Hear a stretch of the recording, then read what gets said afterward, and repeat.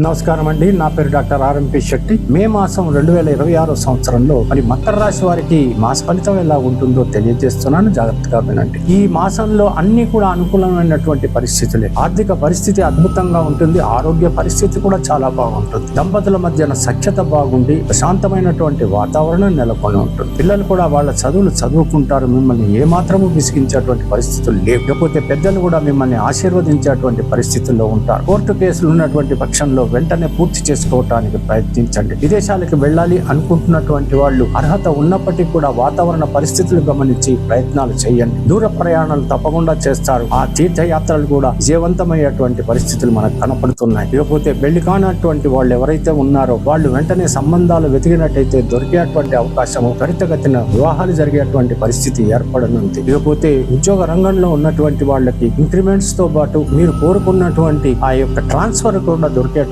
అవకాశాలు ఉన్నాయి. ఉద్యోగ ప్రయత్నాలు కొత్తగా చేస్తున్నటువంటి వాళ్ళు ఉద్యోగ లాభం కూడా దొరికేటువంటి అవసరం కనపడుతోంది, అవకాశాలు కనపడుతున్నాయి. విలాస వస్తువులు కొంటారు, లేకపోతే వాహనాలు కానీ భూమి కానీ ఏదైనా కొనేటువంటి అవకాశాలు ఉన్నాయి. ఆ తర్వాత ఏదైనా రిపేర్ కార్యక్రమాలు ఉంటే అవి కూడా నిర్వహించేటువంటి పరిస్థితి. ఇంతకాలంగా ఏవైనా రాబట్టుకోవాలన్నటువంటి డబ్బులు ఏవైనా ధనం ఉంటే ఇప్పుడు మీరు ప్రయత్నించినట్టయితే తప్పకుండా డబ్బులు మీకు చేకూరుతాయి, వచ్చేటువంటి అవకాశాలు ఉన్నాయి. ఇకపోతే ఏవైనా కోర్టు కేసులు ఉన్నటువంటి వాళ్ళు వెంటనే పూర్తి చేసుకోండి, ఇది మాత్రం ముఖ్యం, అది నేను చెప్పాల్సిందే. ఇకపోతే దైవ ప్రార్థన అనేటువంటి చాలా ముఖ్యమని మాత్రం తెలుసుకోవాలి. ప్రతిరోజు కూడా హనుమాన్ చాలీసా తప్పకుండా చదవండి. ఇకపోతే మరో విషయం ఏంటంటే చలనచిత్ర రంగం 3 పువ్వులు 6 కాయలుగా సాగుతుంది. ఇకపోతే మరో విషయం ఏంటంటే రాజకీయ రంగంలో ఉన్నటువంటి వాళ్ళు ధర్మ మార్గాన మీరు నడిచినట్టయితే పదవులతో పాటు గౌరవం కూడా మీకు దక్కేటువంటి అవకాశం ఈ మాసంలో నాకు కనపడుతోంది. ఇక మరో విషయం ఏంటంటే ముఖ్యంగా ఈ యొక్క విందు వినోదాల్లో కానీ శుభకార్యాల్లో పాల్గొన్నప్పుడు మాత్రం చాలా మితంగా మాట్లాడి గౌరవాన్ని పెంచుకోండి. ఖచ్చితంగా మీకు